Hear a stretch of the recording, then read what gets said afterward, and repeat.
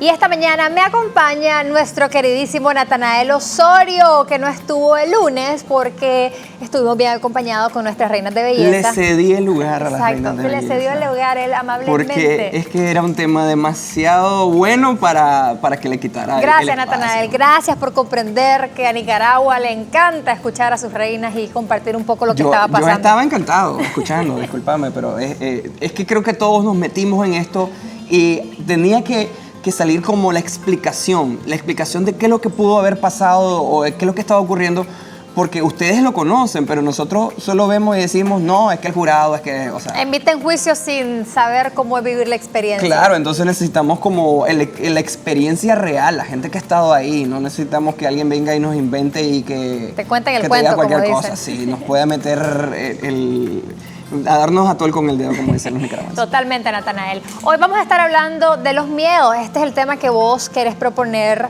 y hay un montón de miedos. Fíjate que este fin de semana estaba en Ánima dando una clase y uno de los principales miedos que lo tengo comprobado es el pánico escénico, el miedo a hablar en público. Y la gente sufre muchísimo cuando te ponen frente a un público, cuando tenés que hacer una exposición en el colegio, en la universidad, en tu trabajo, realmente nos come el pánico. Y ¿sabes qué también esto afecta? También daña nuestra autoestima este miedo. Porque podés ver a otros que libremente lo hacen y vos deseas y no lográs obtenerlo porque producto de tu miedo, que a la hora de que estás ahí, uno afuera dice, no, sí lo puedo hacer, pero cuando ya estás ahí, el miedo te invade y no lo puedes lograr. Entonces, los miedos sí vienen a dañar nuestra vida. Nos limitan, nos quitan esa amplitud que pudiéramos lograr alcanzar. Hace poco Berta, creo que fue como el lunes o no sé qué día, pero dijo una frase así como, ¿qué haríamos si no tuviéramos miedo? ¿Qué podríamos lograr? Y eso es muy interesante. Si no tuviéramos el miedo al fracaso, si no tuviéramos el miedo a la pérdida, o sea, hay tanta gente que no se casa producto de que, y no es mi caso, ¿verdad? Producto de que tiene miedo a fracasar y dice, no, prefiero quedarme sola o que no me traicionen y estas cosas mediante el mundo se va globalizando más, mientras más podamos ver programas donde salen cosas que te puedan infundir miedo, menos queremos probar y la gente se está arriesgando menos en algunas cosas. Entonces, tal vez se está ampliando mucho en el aspecto del emprendedurismo y está bien, pero en medio del matrimonio, porque ves las diferentes noticias, entonces te estás como relegando. Yo creo que muchas personas, después de haber visto el concurso de Miss Universo, van a haber muchas muchachas que van a tener miedo, porque van a decir, ala, todo se esperaba esto, pero no ganó. Entonces, ¿qué nos garantiza? Y comienzan los temores. Y la gente comienza a apropiarse de ello. Comienzan a agarrarlo y comienzan a vivir con este miedo, a veces sin notarlo.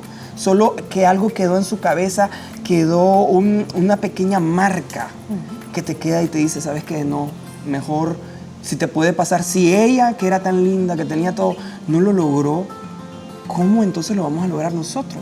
Y se queda en una marca, aún en los países se puede crear miedos globalizados para algunas cosas, como si vinieran aquí una empresa y fracasa. Entonces va a decir, si esa grande fracasó, ¿cuánto más yo? Entonces nosotros tenemos que tener mucho cuidado para no dejarnos dominar por el miedo. Perfecto, no dejarnos dominar por el miedo. ¿Existe la forma en la cual yo pueda reconocer cuáles son mis miedos si no he llegado a aceptarlos? Porque muchas veces no interiorizás. Sí, bueno, normalmente hay muchos miedos que uno se da cuenta y otros que no. Hay miedos que pasan desapercibidos, como el miedo a la crítica. Hay gente que no sabe que le da miedo, o sea, que no actúa por miedo a la crítica y no sabe qué es el miedo. Como decir, no me pongo tal tipo de ropa, no, porque es que es mi estilo. No, es porque tiene miedo a que la critiquen.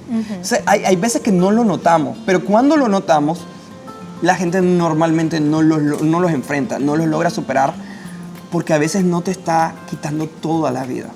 ¿En qué aspecto? Una persona se siente mal con respecto a sus miedos siempre y cuando le mueva su status quo de su vida. Quiere decir de que no le permita vivir aquello que ellos siempre sueñan.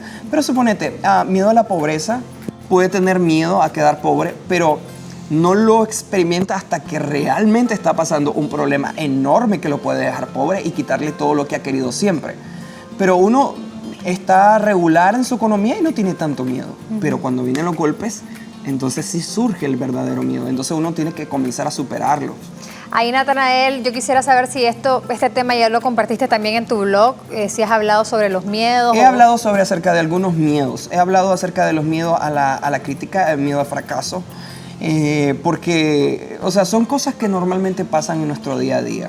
Hay gente todo el día, nosotros mismos, o sea, cualquiera, porque nos vea en la televisión, porque estemos aquí o demos conferencia o hablemos bonito, no significa que no pasamos miedo. Y son miedos espantosos.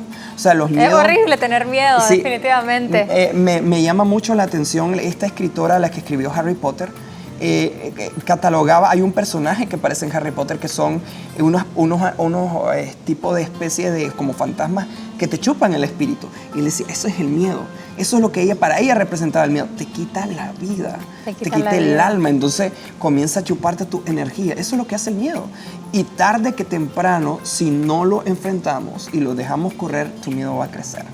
Y te va a impedir que sigas adelante. Entonces tenés que confrontarlo. En el caso de los niños, Natanael. Los niños con miedo. Mire, muchas veces los niños se enfrentan a miedos producto de lo que le hemos infundido. Yo me acuerdo, y este es un caso que me encantaría contarlo, una vez estaban contando cuentos de miedo en la casa. Y entonces yo estaba escuchando así, ustedes saben, detrás de la puerta. Pavor después. Y mis hermanos estaban contándolo y yo estaba con un miedo enorme. Y entonces y llegó un punto donde yo comencé a gritar y le decían que se callaran. Y entonces entró mi hermano mayor, abrió la puerta y me vio que yo estaba como agarrando mi cobija y con mucho miedo.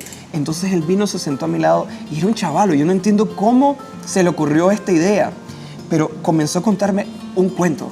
Y comenzó a contarme un cuento donde un niño iba caminando por un bosque y entonces dice que el bosque era oscuro, negro y yo peor, ¿verdad? Y decía, y en las sombras se veían los rostros de cosas de los árboles. Y entonces yo todavía le decía, cállate, cállate. Y entonces vino el momento donde él cambió el cuento y dijo, sí, pero en medio de la oscuridad se abrió el cielo, salió una mano poderosa que era la de Dios, tomó al niño, lo protegió y nunca más volvió a tener miedo. Qué lindo. Entonces yo vine y sentí cómo mi miedo podía ser enfrentado. No, él no me lo quitó, no me dijo, no, es que eso es mentira. No, él vino, agarró y me puso en el lugar de miedo y me agarró con otra idea, otro pensamiento y me logró sacar de él.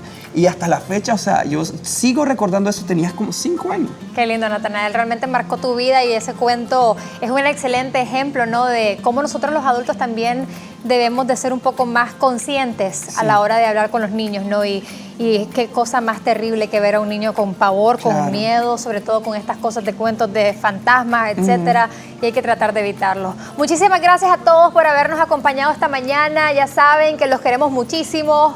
Estamos por ahí pendientes de sus comentarios en nuestras redes sociales. Seavers, ustedes son lo mejor que nos ha pasado. Berta está, como les había mencionado, en su misión con la Fundación Cohen como directora ejecutiva. Te mandamos el mayor de los besos, éxitos, abrazos. Bertita, te extrañamos un montón y esperamos ya que la próxima semana nos acompañes.